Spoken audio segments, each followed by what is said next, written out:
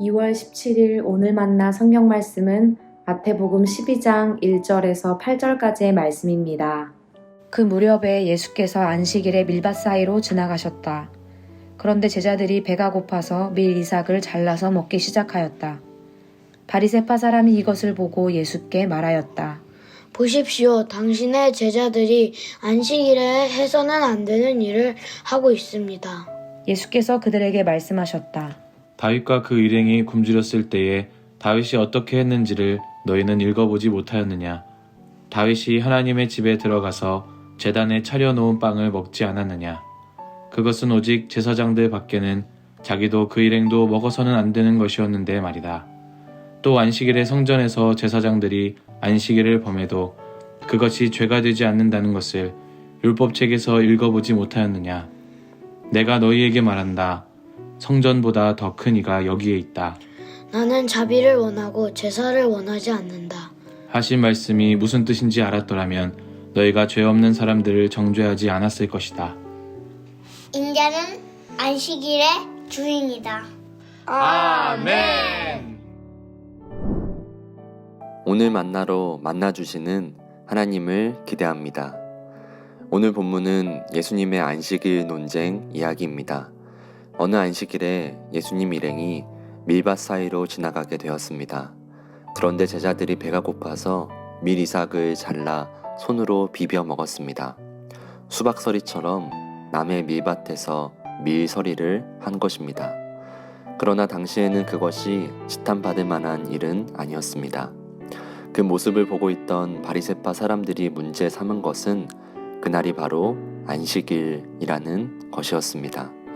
그들은 예수님께 당신의 제자들이 안식일에 해서는 안 되는 일을 하고 있다며 따집니다. 여기서 안 되는 일이란 밀 이삭을 손으로 깐 것, 즉 추수행위와 그것을 먹은 것, 즉 식사한 것을 뜻합니다. 그러자 예수님께서는 다윗이 사울을 피해 다닐 때 일어났던 일과 제사장 규정을 예로 삼아 답하십니다.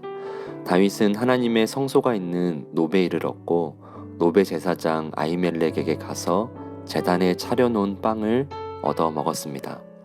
율법은 오직 제사장들만 성소 제단에 진열되었다가 교체된 빵을 먹도록 허락합니다. 성소 안에서 율법을 어긴 다윗의 일화입니다. 그러나 후대 유대인들은 그런 다윗에게 어떤 비난도 정죄도 하지 않고 예외적으로 허용하였습니다. 이런 허용은 성전 안에서 직무를 수행하는 제사장에게도 적용되는데요. 안식일에 이뤄지는 제사장들의 성전 봉사는 안식일 법보다 우선했습니다. 예수님께서 다윗의 일화를 말씀하신 이유는 예수님 자신이 다윗의 자손으로서 구약에서 말하는 메시아가 자신임을 암시한 것입니다. 다윗 왕이 안식일 율법에 저촉되지 않는다면 메시아이신 예수님은 더욱 그렇습니다. 그리고 안식일 율법이 성전에서는 제외되는 규정을 말씀하신 이유는 성전보다 크신 예수님 안에서의 참된 안식은 안식일 율법으로부터 정죄받을 수 없고 자유하다는 것을 알려주기 위해서입니다. 이어서 예수님은 자신이 성전보다 더 큰 이며 나는 자비를 원하고 제사를 원하지 않는다는 호세아 6장 6절의 말씀을 인용하십니다. 그리고 자신이 안식일의 주인이라고 말씀하시며 오늘 본문은 마칩니다.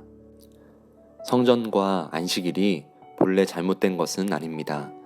성전은 하나님의 임재의 자리며 자비가 베풀어지는 곳입니다. 이스라엘은 율법을 따라 제사를 통해 하나님의 용서와 자비를 경험했습니다. 하나님께서 안식일 법을 주신 이유도 모든 생명이 숨을 돌릴 수 있도록 하기 위함이었습니다. 그러나 이런 하나님의 긍휼과 자비의 마음을 그들은 잃어버렸습니다. 문자적으로 외형적으로 철저하게 율법을 준수했고 토라와 예언서의 전문가였지만 하나님의 마음과는 멀어져 있었습니다. 그래서 예수님은 바리새인들을 향해 하나님은 자비를 원하고 제사를 원하지 않는다는 말씀의 뜻을 너희가 알았더라면 그렇게 하지 않았을 거라며 7절에서 말씀하셨습니다. 오늘 본문의 바리새인들의 논리라면 굶어 죽더라도 안식일 법을 지켜야 합니다. 그렇게 지키면 누가 안식을 누리는 것인가요?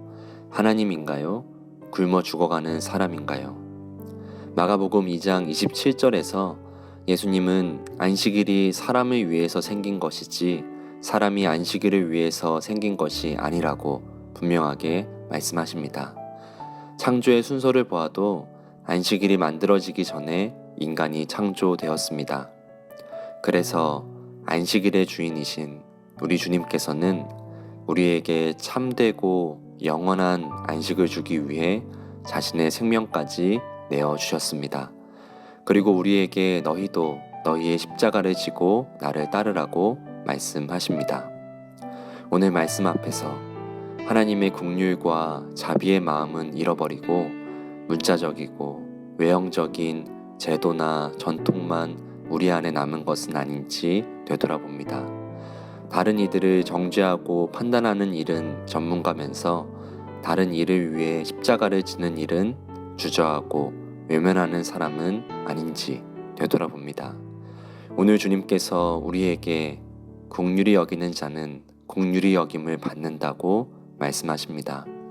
하나님 아버지의 자비로우심 같이 너희도 자비로운 사람이 되라고 말씀하십니다. 자기 십자가를 지고 날마다 나를 따르라고 말씀하십니다. 처음 살아보는 오늘, 하나님께서 선물해 주신 오늘, 주님의 말씀 앞에 우리를 되돌아보며 하나님의 뜻을 신실하게 이뤄가는 우리 모두 되기를 진심으로 축복합니다. 기도하겠습니다. 주님, 안식일의 주인 되신 주님 안에서 참되고 영원한 안식을 누리며 살고 싶습니다.